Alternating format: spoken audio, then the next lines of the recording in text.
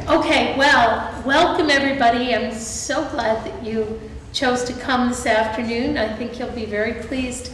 Some of you definitely have been here for the past two lectures with Frank Gatto on Moby Dick and Herman Melville. And I'm going to, even though you might have heard it, I'm going to tell you about Frank again today, just in case there are people who did not see the first two. Well, we always thought we're going to find out something new. Well, I don't know that I have, it's his dark side. I'll tell you about his dark side, no. But what we don't actually know 100% is that this is the last Moby Dick lecture. What we do know is that it is the third, but the jury's still out on whether there will be a fourth, because Frank wanted to see how far he got today. Well, let me interrupt for a second. Sure. I thought there might be some questions, and if people wanted to come back and talk about that, and I don't leave enough time, I'm happy to come back next week. Otherwise, summer is great. We've been waiting for this for a long time. It's true. It's true. Well, so Frank received his doctorate in American literature from Duke University. He taught at Union College for 33 years before resigning in terminal disgust. During that period, he was twice a Fulbright lecturer at the University of Uppsala in Sweden. One result of those awards after 17 years was The Passion of Ingmar Bergman, a groundbreaking study of the doleful imagination of a master filmmaker. Among Gatto's many publications, his favorites are his introduction to Charles Brockden Brown's Arthur Mervyn, and to collections of the short stories of Sherwood Anderson and Stephen Crane, most recently Open Letters Monthly published Appearing as Poe's Father, a speculation on Edgar Allan Poe's probable biological father. That was published in August of 2012. Chapter 7 in the Cambridge History of American Poetry, and two books reappraising the achievement of William Cullen Bryant, An American Voice, and the complete stories of William Cullen Bryant. At present, Frank pays taxes in White River Junction, where he vows to begin writing his memoirs later this year. So without further ado, I give you Frank Gatto. Thank you. That piece on Poe, I really like it because I advance a rather unique idea that nobody else has ever thought of, and it came up out of a speculation 30 years ago, and I kept playing with it, and I kept running into Poe people, and I sort of said, disprove this if you can. And I was sort of hoping that someone would say, aha, it was impossible. So that way I wouldn't have to follow it up anymore. But that's not what happened. And I'm still really convinced that a fellow named John Howard Payne was really Poe's biological father. But nobody believes me. And Open Letters Monthly, which said that the article was worth a lot more, but they didn't have more money, so they can only offer me $50. And I said, oh, what the hell? Sure, take it. And the bastards never paid me, and they never acknowledged any of my letters. So I don't know. The world of publishing hasn't changed very much since the 19th century, when authors were constantly being cheated of their royalties and any compensation for their work. But I'm too old for it to make much difference in my life. Okay. Where are we now? We're heading into the final third of the book, and at least in terms of what we've covered. I haven't exhausted all the things I wanted to talk about in regard to the first two parts of the book. And given the eagerness of most to enjoy the summer, I will try to focus on the most important parts of the last part of the book. I'll give this to you only because I don't want to give it to you at the end. Okay. All right. Help boats avoid whales. Very, very good. Yeah. Let's keep all the wildlife that we have, if we possibly can. Yeah. Would you mind to speak up just a little bit? Oh, okay. I'm sorry. I'll speak more loudly. Okay. What I'd like to focus on now is on trying to combat the usual, let's say, pop culture view, and unfortunately also too many scholars advance the same view of Ahab. They see Ahab as a real villain.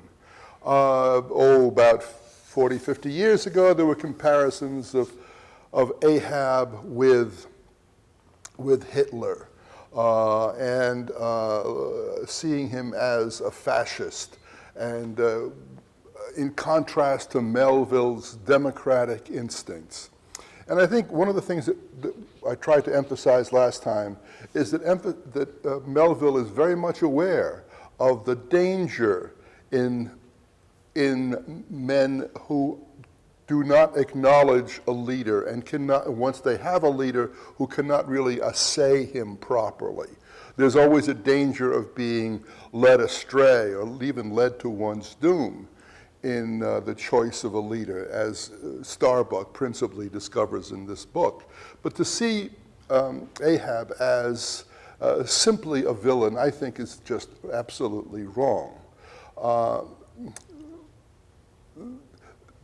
Repeatedly, Melville stresses the nature of man as being, that there are impulses within men that make it very difficult for them to let love triumph over their lives, to live well in society, to be governed by the nobler instincts.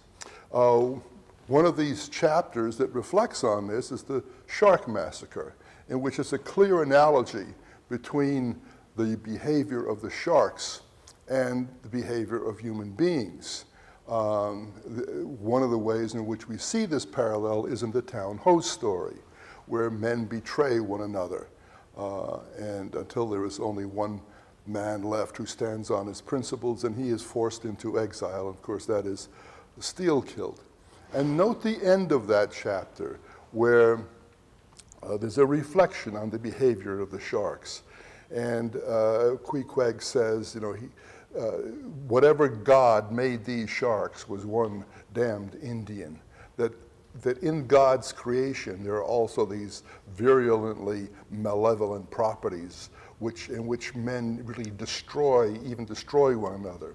And we're advised that in the sea that cannibalism governs, that competition among all forms of life is all around us in nature, and that the only way that can be overcome, and I think the book ends on that positive note, is through the exercise of love, of charity, of caring for one another, of finding refuge in the best of human feelings. Now, the principal way in which I'd mentioned at the start of my comments on the book, that Ahab, we are asked to see Ahab in terms of his humanities. And almost as soon as we are introduced to him, we are told about his wife and the tender side of Ahab, all of which has been suppressed, all of which has been pushed aside by this mood of vengeance, or one might say of confrontation with whatever God is responsible for creation. A creation which is not explained in terms of justice, is not explained in terms of logic to the inquiring mind, represented by Ahab.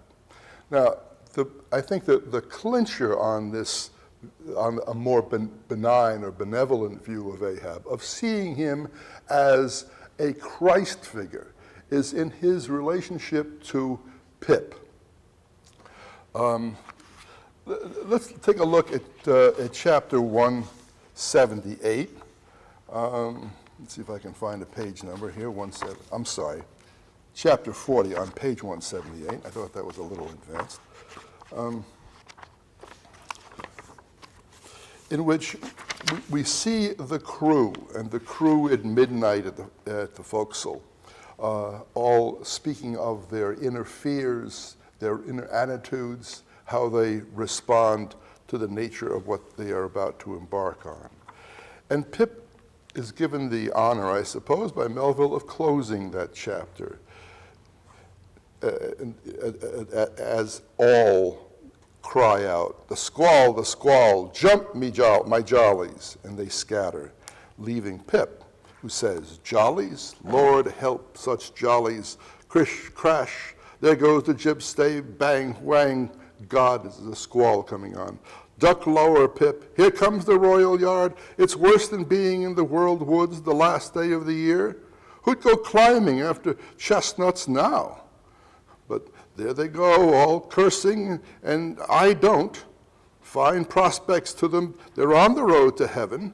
Hold on hard. Jiminy, what a squall. Pip is the essence of fear and fearfulness, of vulnerability. But those chaps, they are worse yet. They are your white squalls, they. White squalls? White whale, sure. Here have I heard all their chat just now, and the white whale, sure. But spoken of once, and only this evening, it makes me jingle over like my tambourine. That anaconda of an old man swore him in to hunt him. Oh, thou big white God. Remember the associations of whiteness being all and nothing, and that dual terror that it's represented of hope and also of terror. The big white God aloft there somewhere in yon darkness, have mercy on this small black boy down here. Preserve him from all men that have no bowels to feel fear. And this becomes a refrain that we associate with Pip. And note that it is Ahab who acts as his champion. Let's take a look at another chapter, just to emphasize how Melville makes this a kind of drumbeat, and increasingly, as we approach the end of the book, further associates Ahab, the all-powerful, the dictator, the man who has turned men's heads, knows how to manipulate their fears as well as their hopes and their greed, in contrast to this little black boy who has no refuge available to him. 413. Give me a minute here. I was about to put markers in the book and never got around to it. And this is the chapter on the castaway, chapter 93. And once again, I've forgotten my reading glasses. And at this point, Pip has encountered a conflict. He is told how to behave in regard to the pursuit of the whale. And he's told, on the one hand, never jump from the ship or from the boat, and the other, jump. And it all depends upon the circumstances. And this is Melville once again saying, we have no book given, no set of instructions given from God as to how to behave in the light of the threats in this world. How are we going to judge? The 10 Commandments don't really give us an answer. Sometimes thou shalt not kill, other times thou shalt kill, and so on down the list. So here is Pip, the representative man, and he doesn't, whatever he does is wrong, and whatever he does can destroy his life. We have the same prescription? 125, they're not prescribed, they're just CVS. They help? No, it doesn't work. Thank you. We went through this last time. We tried a number of possibilities. I have about 7 or 8 pair of glasses, and I can never find the right ones. So anyway, the poor little Negro was assailed by yells and execrations from the crew, who see him as not worth very much in comparison to the value of a whale, which has a very high monetary return if they can kill him. Tranquilly permitting these irregular cursings to evaporate, Stubb, then in a plain business-like but still half humorous manner, cursed Pip officially, and that done unofficially gave him such wholesome advice. The substance was, never jump from a boat, Pip, except, but all the rest was indefinite, as the soundest advice ever is. Now, in general, stick to the boat, is your true motto in whaling. But cases will sometimes happen when leap from the boat is still better. Moreover, as if perceiving at last that if he should give undiluted conscientious advice to Pip, he would be leaving him too wide a margin to jump for in the future. Stubbs stubbornly dropped all advice and concluded with a peremptory command: "Stick to the boat, Pip, or by the Lord, I won't pick you up if you jump. Mind that. We can't afford to lose whales by the likes of you. A whale would sell for 30 times what you would bring, Pip, in Alabama. Bear that in mind. Don't jump anymore." Hereby perhaps Stubb indirectly hinted that though man loves his fellow, yet man is a money-making animal, and that's something too which Melville keeps emphasizing, which propensity too often interferes with his benevolence. But we are all in the hands of the gods, and Pip jumped once again, because essentially he's a coward, as Melville is saying almost all of us are when it comes right down to the last analysis. It was under very similar circumstances to the first performance, but this time he did not breast out the line, and hence when the whale started to run, Pip was left behind on the sea.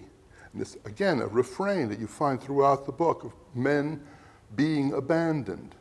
And we will encounter this again at the close of the book, when it is emphasized in relationship to the Rachel, which is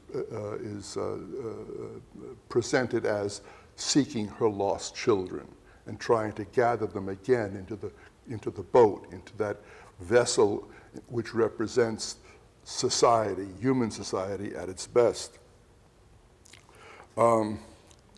Alas, Stubb was but too true to his word. It was a beautiful, bounteous blue sky, the spangled sea, calm and cool and flatly stretching away all around to the horizon, like gold beater's skin hammered out to the extreme. Bobbing up and down in that sea, Pip's ebon head showed like a head of cloves. No boat knife was lifted when he fell so rapidly astern.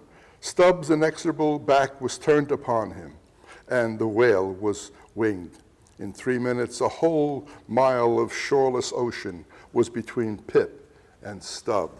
That danger of isolation. We cannot call upon the love of our fellow man, and certainly Pip in this instance is betrayed by one of the most likable of the members of that crew, that second mate who reflects, in Melville's view, most of us, who is between the logic, the rationality of Starbuck, which also proves insufficient when we come down to the last analysis, because of that rationality is unable, in the chapter The Musket, to take advantage of the opportunity to kill Ahab and thereby save the crew. His own principles undo him. So there are limits to the efficacy of rationality.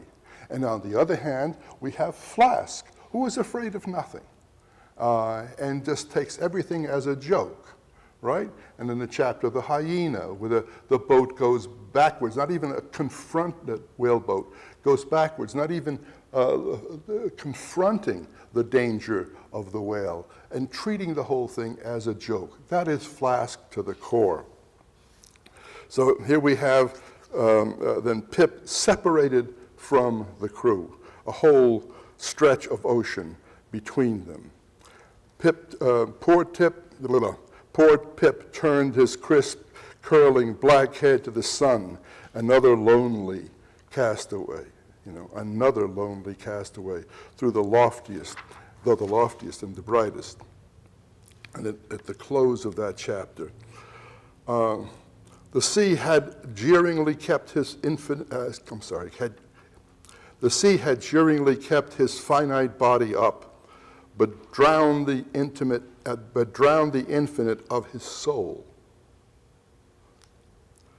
Not drowned entirely, though, rather carried down alive to wondrous depths, where strange shapes of the unwarped primal world glided to and fro before his passive eyes, and the miser, merman, wisdom, revealed his boarded heaps, and among the joyous, heartless, ever juvenile eternities, Pip saw the multitudinous God omnipresent, coral insects that out of the firmament of waters heave the colossal orbs, the sense of a reflection that the ocean is the mirror of heaven. The ocean is the great expanse of life, of that multitude of existence expressed from the insects to the hugeness of the whale. And in that variety holds a mirror up to the wholeness of the universe. Pip saw the multitudinous God omnipresent coral insects that out of the firmament of waters heave the colossal orbs, that is the heavens. He saw God's foot upon the treadle of the loom. And if you think here of that previous chapter, the mat maker, and that combination of necessity and free will that governs our own moral justifications for life. He saw God's foot upon the treadle of the loom and spoke it, and therefore spoke it in the sense meaning saw it, perceived it, called it out, and therefore his shipmates called him mad. That there is something in that vision. Ahab wants to pierce the pasteboard mast, to look beyond the surface of things, to look beyond matter, to the underlying principle which governs all life and indeed all matter as well. What Melville is suggesting here in regard to Pip is that having had a glimpse beyond that pasteboard mask of seeing what secrets underlie the conditions of life, that it is so stupendous, so frightening, so all-encompassing, so dwarfing of the individual spirit that he is driven to a state of what men call madness. And that is a reflection of the madness of Ahab, that these two are doubles. They're really twins. That the madness of Ahab is refusing to be frightened, that he will challenge that which affronts him, that he will challenge that which mystifies him. Pip, on the other hand, is driven mad by the awesomeness of it all, by his incapacity. Ahab takes unto himself the very principles of nature. He becomes his own quadrant. He becomes his own compass. He will rise above the laws of the physical universe itself in this almost godlike proclamation of himself. Pip is exactly the opposite of that, and he shrinks almost to the point of non-being because of the stupendous nature of these secrets that he has simply had a little glimpse of.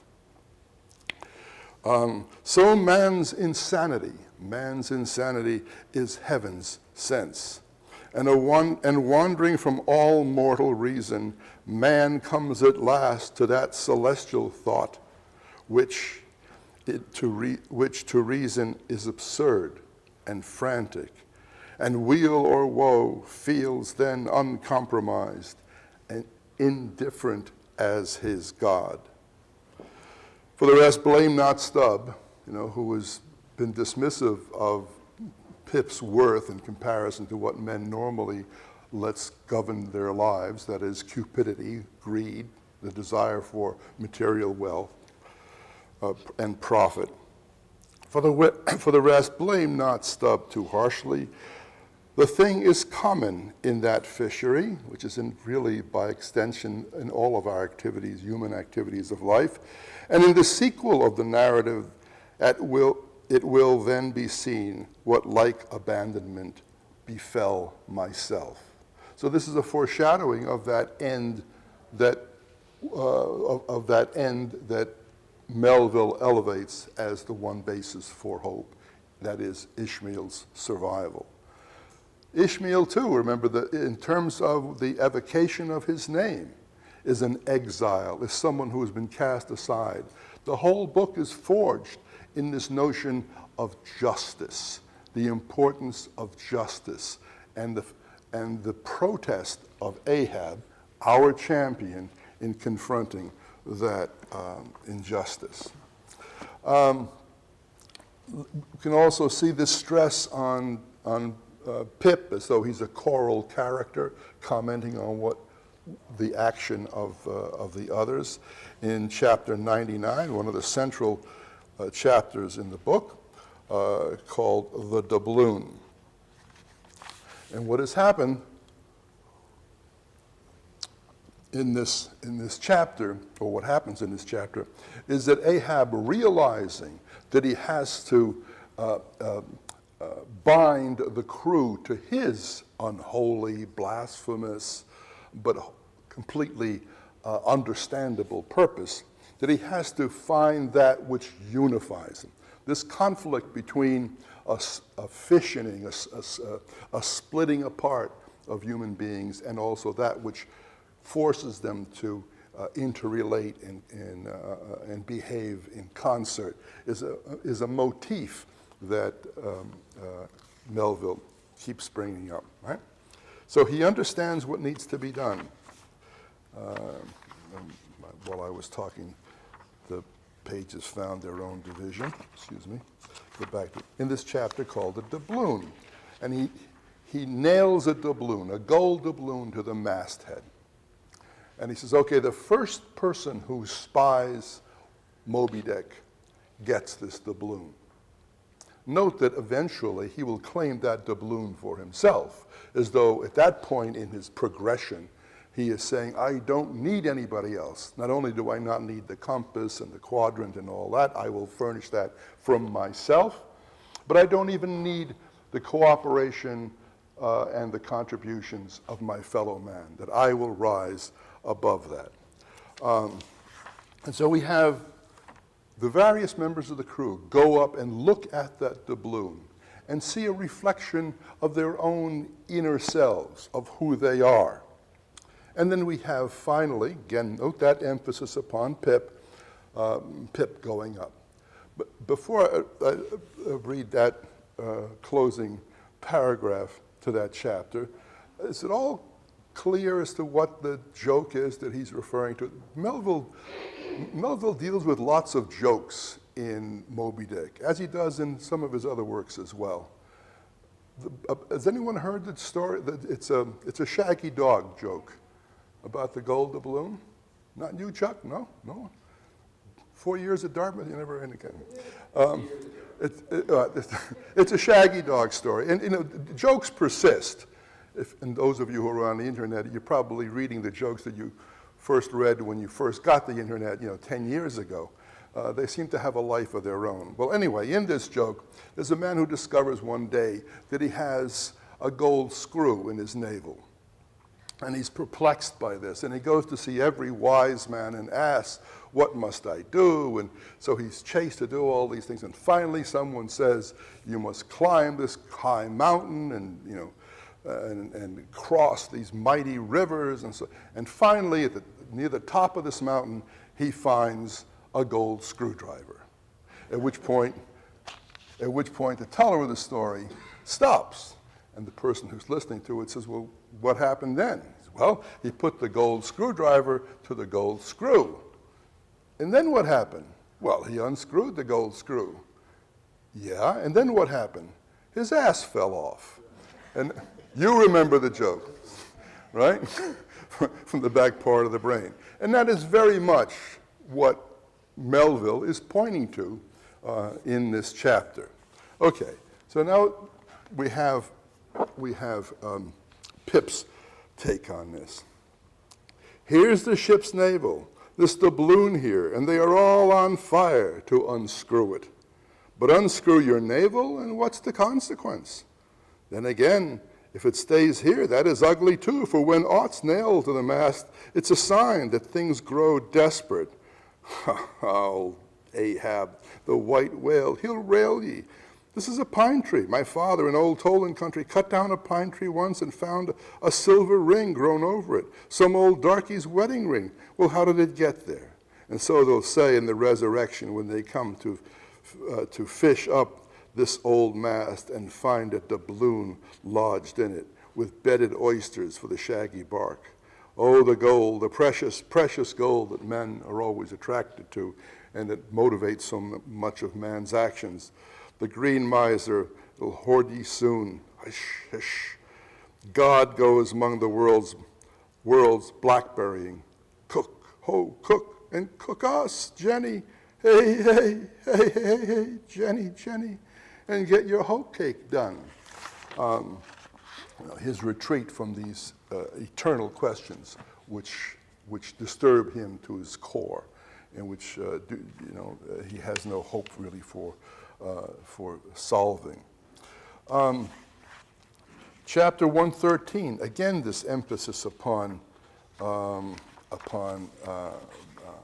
Pip's importance as a mirror in which we see inverted the image of Ahab himself. Let me see if I can find it. Page 490. Okay.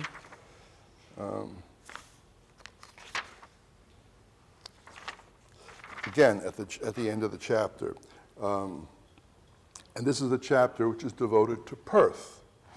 Perth is the blacksmith. He is a maker. He's a kind of imitation of God as a creator of things, a maker of man out of iron.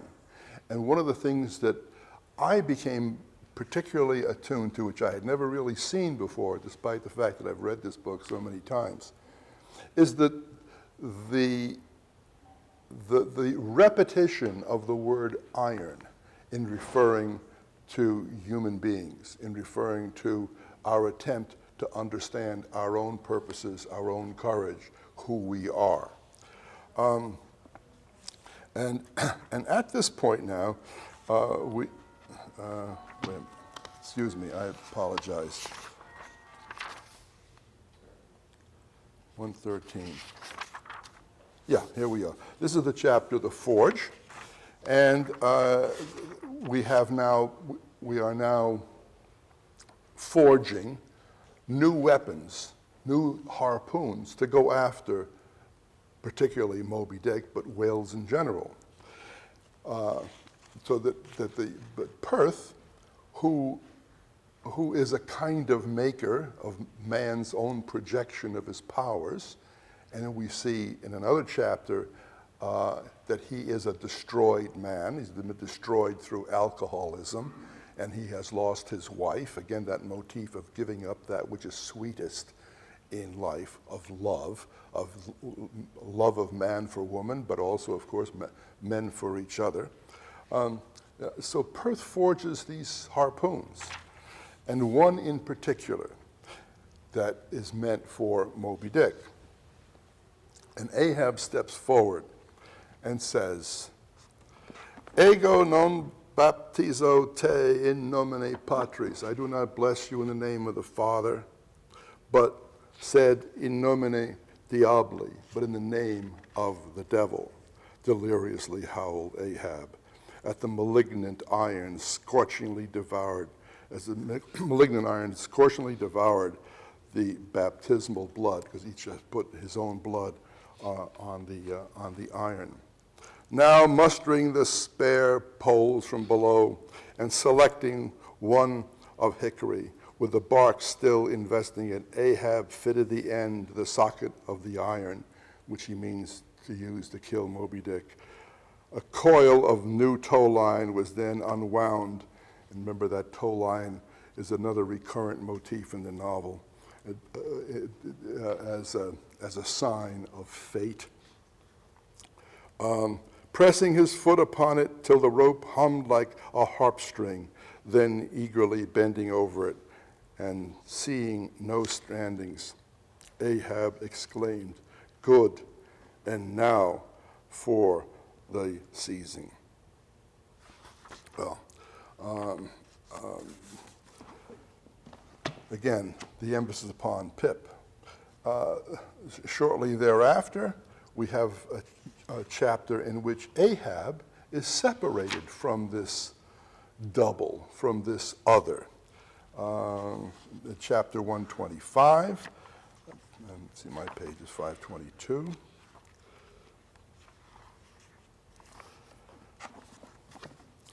All right, so we've had them separated. Pip speaks of himself. Pip, whom call ye Pip? Pip jumped from the whaleboat.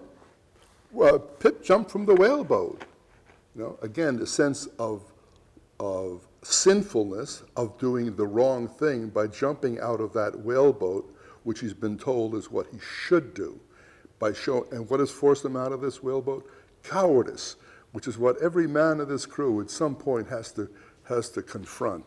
And by implication, Melville is saying that we as readers, as human beings, must confront the same terms. Pip's missing, he says. Let's see now if you haven't fished him up here, fishermen.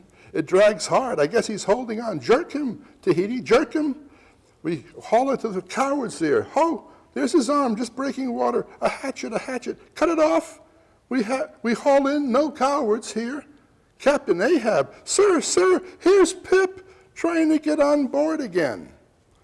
And at the close of this colloquy, O ye frozen heavens, look down here. This is Ahab speaking, did ye beget this luckless child and have abandoned him, ye creative libertines? Here, boy, Ahab's cabin shall be Pip's home henceforth. While Ahab lives, thou touchest my inmost center. Boy, thou art tied to me by cords woven of my heartstrings. Come, let's down. Oh boy, nor will I thee, unless I should hereby drag thee to worse horrors than here. Come on then, come to my cabin. You know, he's cognizant of the danger in this, and yet he swears to be Pip's protector. Lo, ye believers in God's all goodness, and in men all ill. Lo, you see the omniscient God's oblivious of suffering man, and man, though idiotic and knowing not what he does, yet full of the sweet things of love and gratitude. Come, I feel prouder leading thee by thy black hand than though I grasped an emperor's. That's rather strong language in terms of fealty to this powerless little child. And I think we are meant to see, throughout this last section, Ahab as fighting for a basic cause, typified by this boy. We are all, in a sense, like Pip. And Ahab is the one champion who rises up and says, okay, God, you are responsible for all of this injustice. You are responsible for turning men into cowards through the fears that are unloosed in your universe. I defy you. I will stand up against you.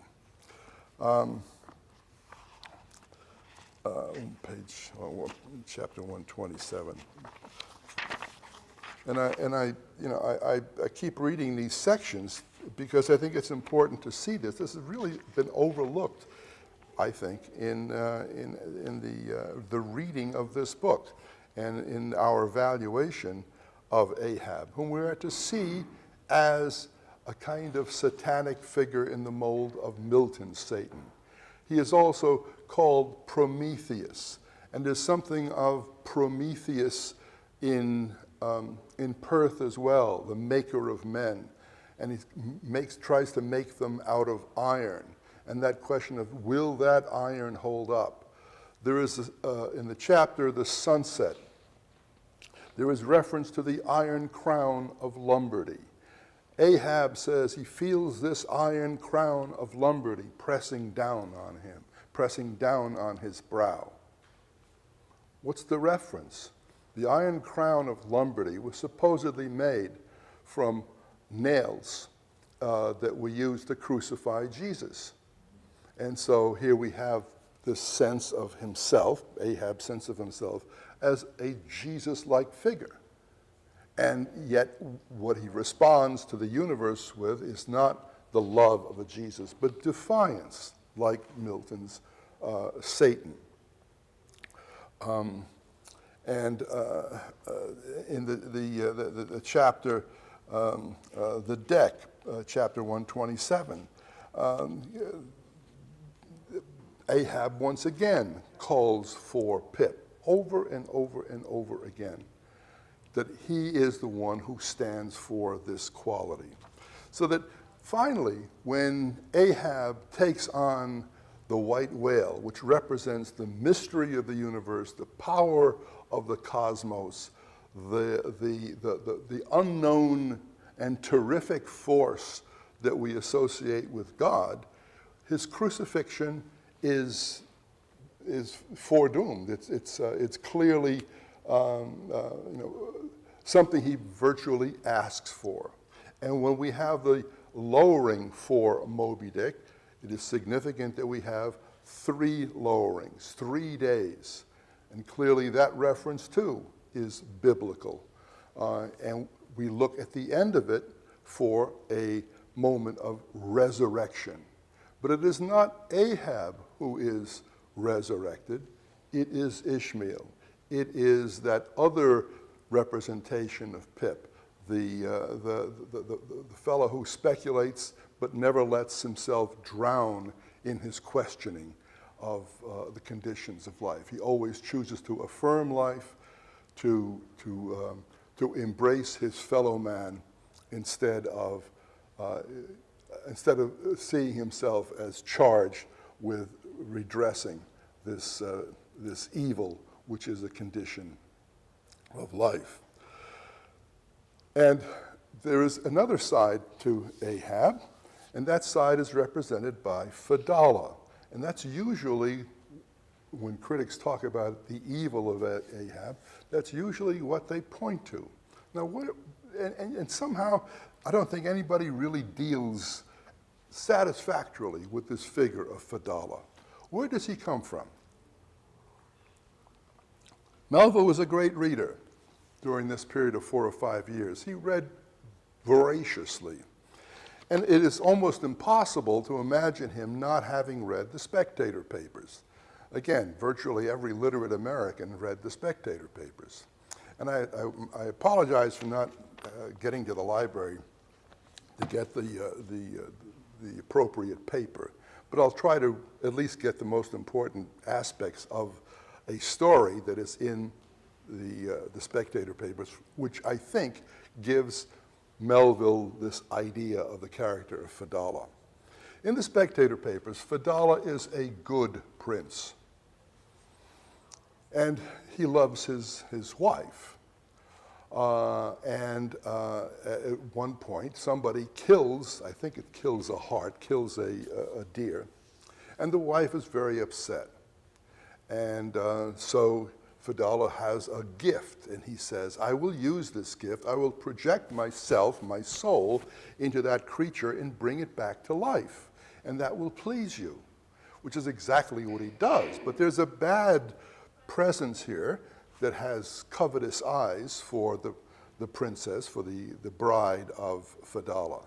And so the minute that Fedallah leaves his being, this evil person jumps in and sleeps with his wife. And she doesn't notice any difference because it's only the body that she's dealing with.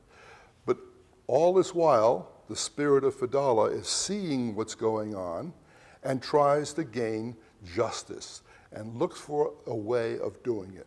And what happens is that there's another animal, I think it's a nightingale, who dies, and the princess is very concerned about that. And so the evil spirit inhabiting Fedallah's body throws his spirit into the dead nightingale. I hope I haven't made mistakes in recalling this, but anyway. And at that moment, Fedallah, the real Fedallah, Fedallah, the real Fedallah, reoccupies his own body, and she feels the wife feels very guilty, but he sort of says, don't worry about it. In my generosity, I can overlook this infidelity which you were not responsible for. So this notion of another being, another creature inhabiting the body of the man who was good is what Melville remembers and introduces with this figure of Fedallah. it's usually said that this is an aspect of the novel that's one of the weaker points because it introduces a Gothic element that's completely unnecessary. But I think Melville wanted to get this notion of being occupied by a thought, a good thought that turns bad, that turns him into an enemy finally of himself, that drives him beyond his own humanity, and that finally he has to overcome. How does he overcome it? We see him at the end being literally crucified, the way he is attached to that whale. But meanwhile, what we have seen in the first lowering is that this dark figure of Fedallah has himself died. He has made a false prophecy, or not a false, he has made an accurate prophecy, which Ahab takes as a guarantee of his immortality. Fedallah is crushed. Ahab is now on his own, and we see him finally crucified. Now, if he's a good figure in this novel, if he is a champion, why should he be crucified? Well, wasn't Jesus crucified? He has to die in order to save men. Do we have a salvation in this book? Not through the figure of Ahab, but through the figure of Ishmael. And that is spoken to us, or stated to us, in that final chapter called the epilogue. Now, the first, let me refer to the publishing history of this book yet again. What has happened?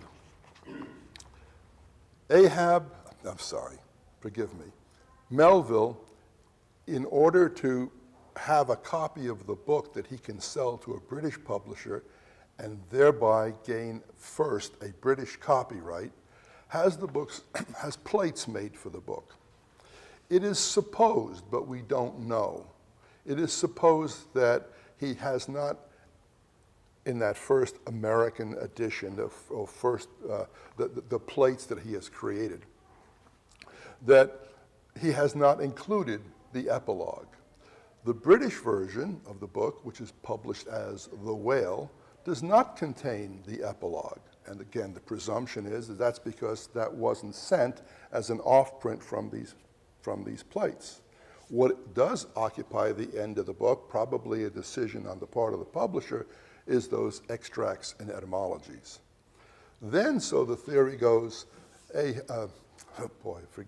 Melville decides that indeed he wants to end the book with this sense of resurrection of the human spirit, and then writes the epilogue, adds it to the plates of the American book, and then it is published in the United States. And what we have since then are conflated versions of the book, which the epilogue is a very important part.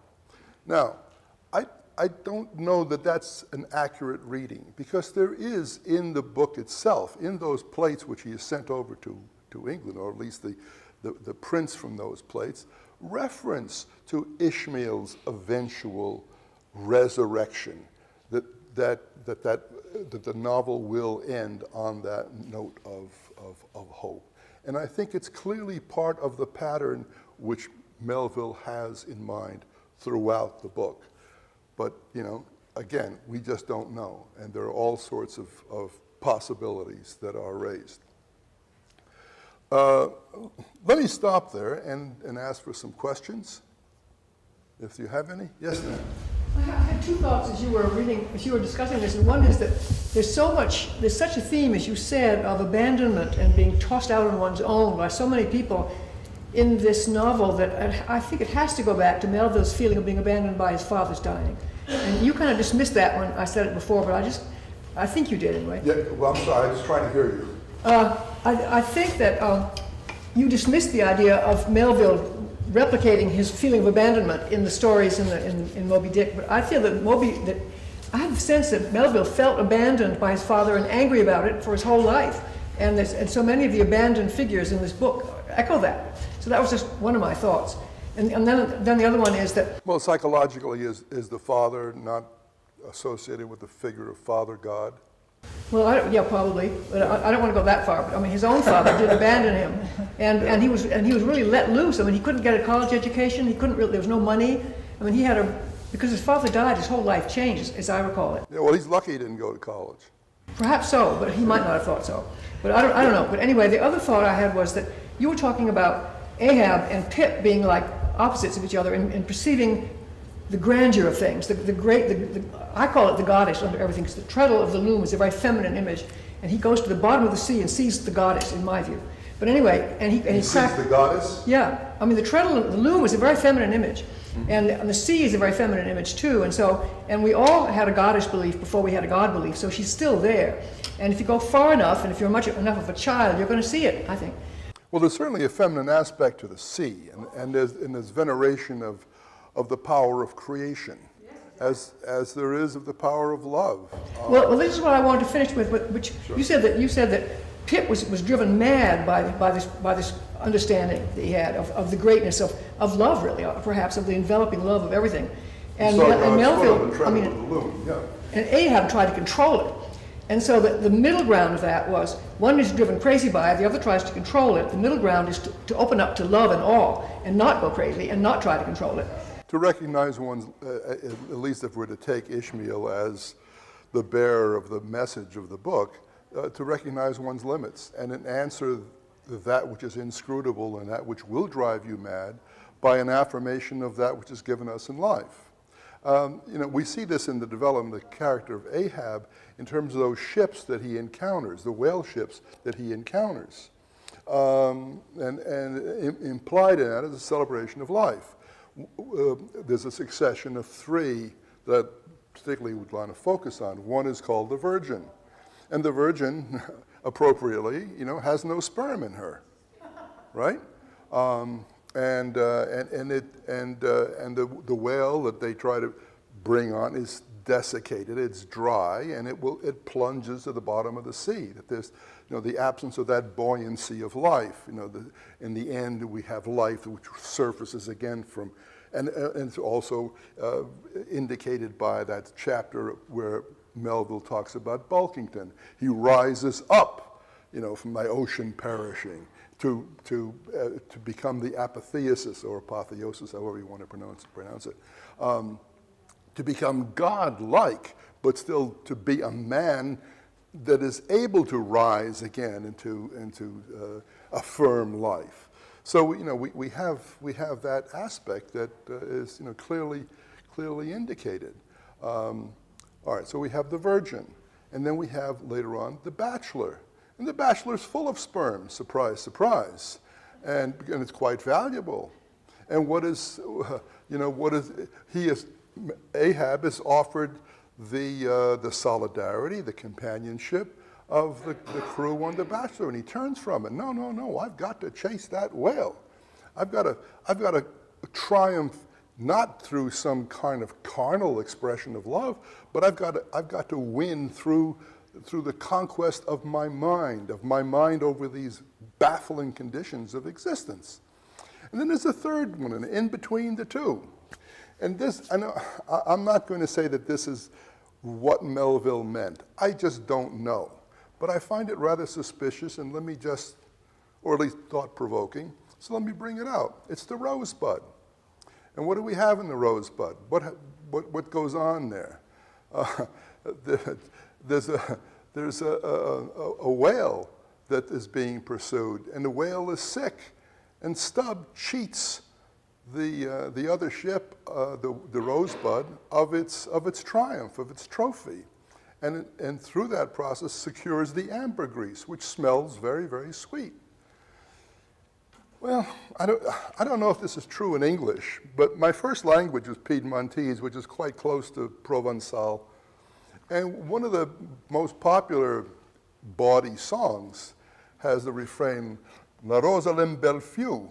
And so you keep hearing this throughout the song. And what it means is, it has double meaning, is that the vagina is a beautiful flower.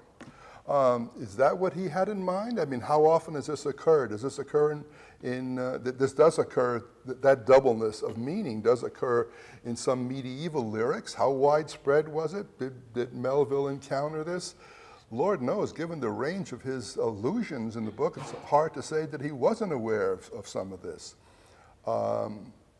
Is this a commentary on life? Well, you have a lot of reference to the sweetness of marriage, of the wife, of the marital bed that has been abandoned over and over again by Ahab, and through that depriving himself of his own humanity, ultimately, which is finally the greatest sin that one can commit in the face of God's creation, which has, double faces. Yes? Probably explains why it was a woman who wrote the novel Ahab's Wife. Yeah, I've not read that. I've read the reviews, but I haven't read it. I've read it and I've totally forgotten everything it said. Anyone else? Yes? I came half hour late. Yeah, I know. I took that down. If there Your grade is going to be lowered, Oh, yeah. Well, I'm low anyway.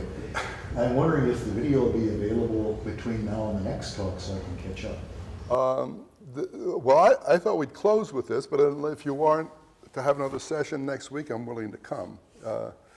Why don't you let Kerry know, Kerry Rosenthal, and she can pass it on to me if people would like to join again for a discussion. There were 3.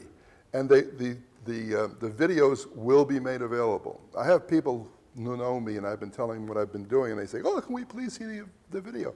And I haven't been able to give them any information, but I assume that once they're ready, that... Is this the third talk? Pardon? Is this the third talk? This is the third, yeah. Okay, so there are no more. There's really a lot that we can go into here in the last part of the book. I mean, the fact that Melville again and again and again chooses biblical names of people who have been permissive of the worship of Baal instead of Jehovah, of Yahweh. And they are punished for this. They permit worship of the golden calf, and that notion of the pursuit of the golden calf, of sacrificing for the sake of prosperity. That, right from the very beginning, that's always there. The juxtaposition of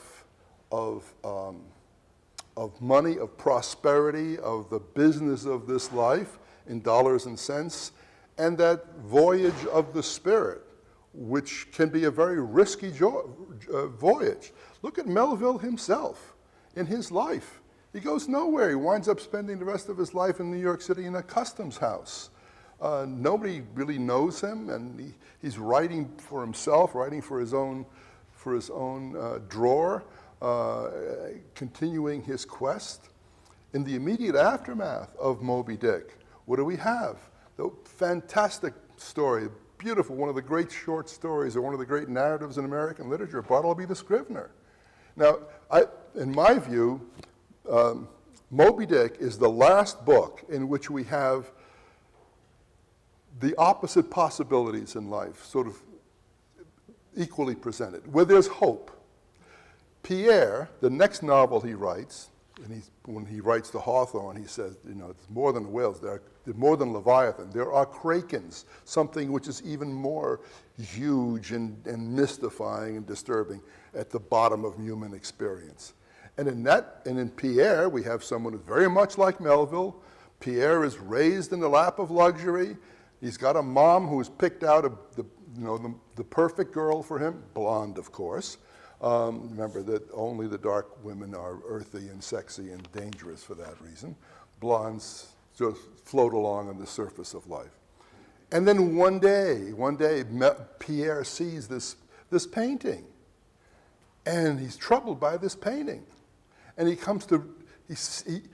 becomes sure that his father, now dead, had impregnated this servant.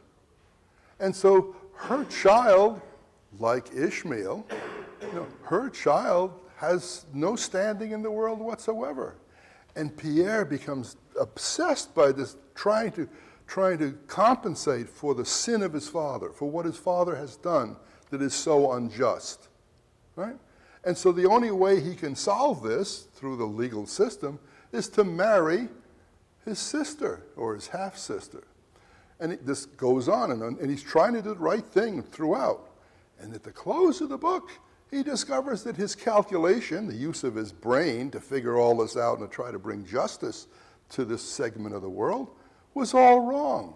He has misread the evidence, and life is destroyed. It ends with this, Shakespearean Hamlet-like conclusion where, sort of the bodies pile up. And it's a terrible novel, but it's marvelous in its ambition. Anyway, so he goes from that very bleak outlook to Bartleby. And in Bartleby, those of you who read the book, read the story, and you all should, what Bartleby does is one day simply say, not I will not, he's not the rebel that Ahab is, he says, I prefer not to. And what he prefers not to do is to live. He not refuses, but he prefers not to make choices. It is through choices that we define our lives. So in not making choices, in withdrawing, we see him withdraw from life itself, and at the end of the story, he is in a fetal position and dead in the Tombs prison. We look beyond that to the next novel that Melville writes, The Confidence Man, in which we're aboard a steamboat on the Mississippi River, and everybody we meet is a con man.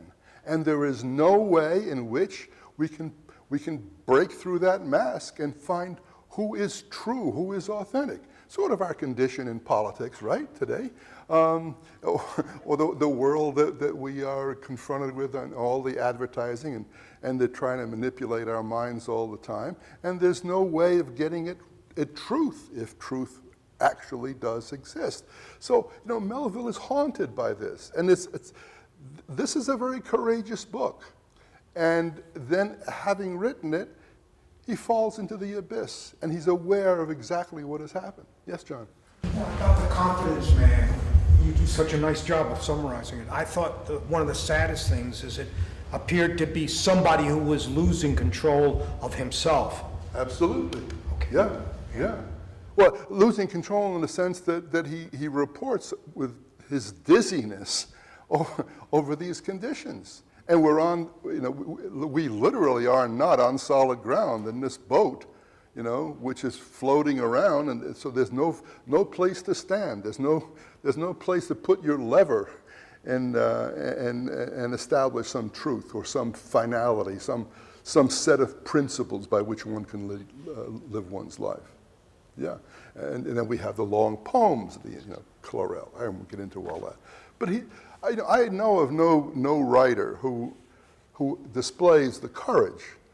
He really risks his own mind, and no wonder he becomes a withdrawn figure who's difficult to live with.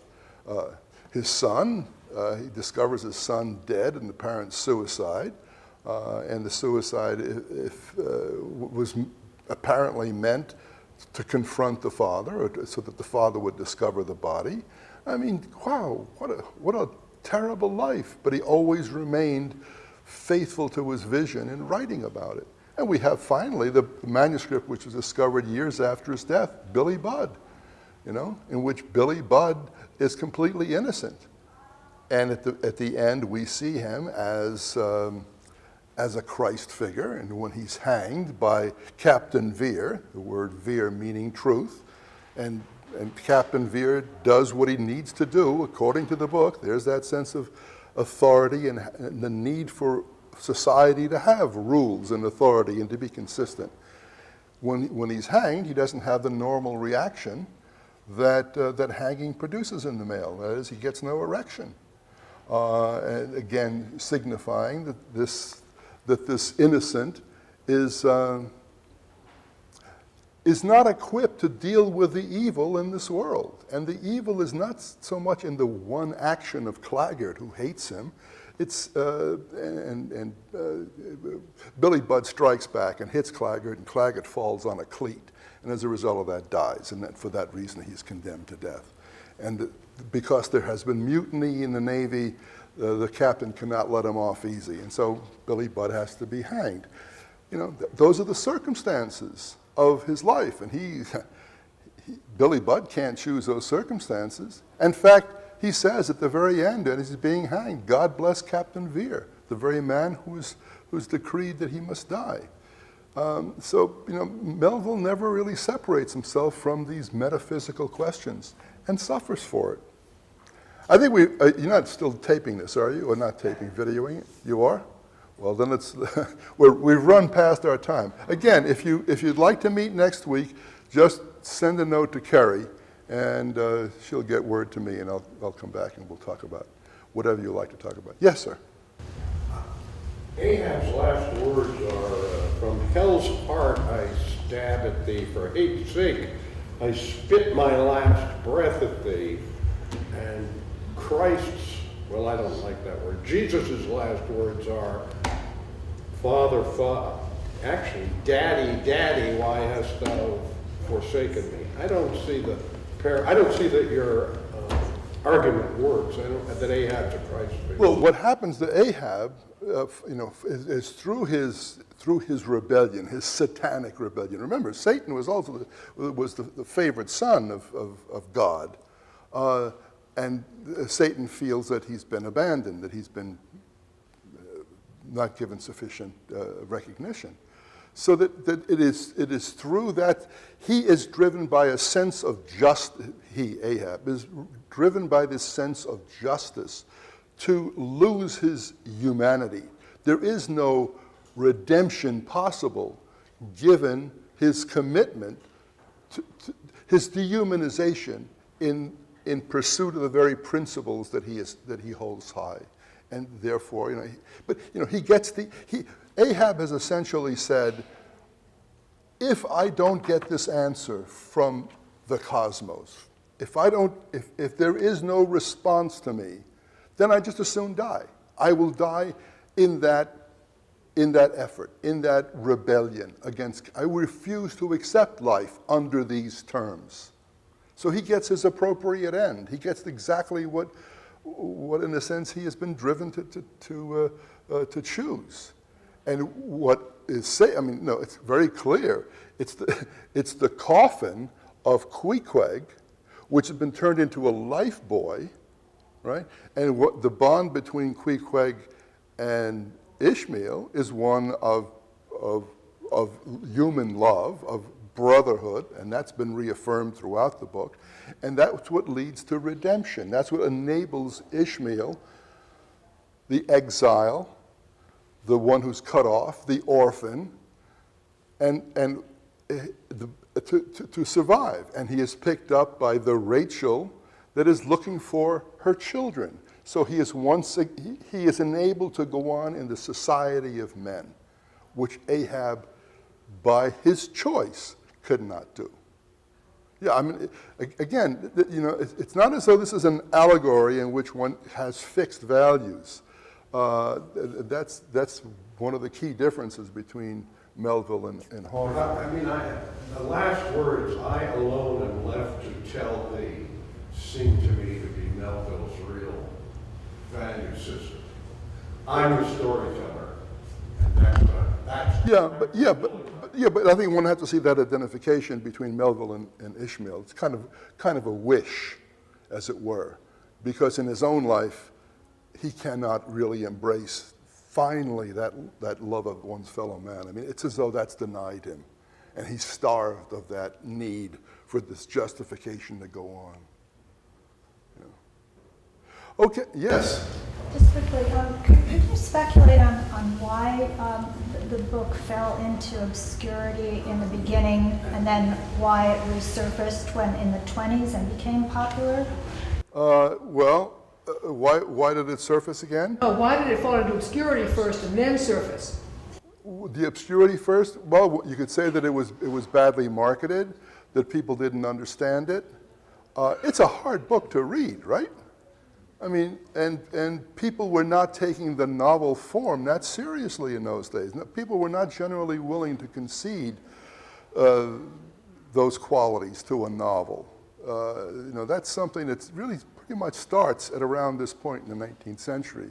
And why does it come back after the First World War? Well, one reason is because the manuscript of Billy Budd is found and published. And also, really good things are discovered. The only rival, I think, to Melville in terms of quality of American literature, greatness of American literature, is William Faulkner. And he, in his study, had a big portrait of Melville. And he said, that's the one guy I haven't beat. And American literature starts getting serious after the First World War. We started esteeming our own work for the first time. It was ahead of its time. It was ahead of its time. Yeah, I can say that. And then the fact that Americans were taking their own literature seriously, again, starting to, I think mattered a lot. Now, why was that true? Well, all sorts of reasons, I suppose. But it took a long time for this struggle to establish an American literature, to say that there is something American about our writers and something for these writers to try to capture in their writing. That took a long time. Yes, Nick? I've said this before, probably tediously, but I'm wondering if part of the popularity, the resurfacing of Moby Dick in the 20s came after the Rockwell Kent illustrations. No. Did it come before that? The Rockwell Kent illustration came after that wave starts to build. Because I was thinking that psychiatry might have helped. The what? Psychiatry, the knowledge of psychiatry. Because Freud came to America about that time, and I'm just wondering if that had a connection. I don't know. Who knows? Yeah, maybe we start looking at literature in a different way. Certainly, it's possible. Okay, thank you. I appreciate your bearing with me.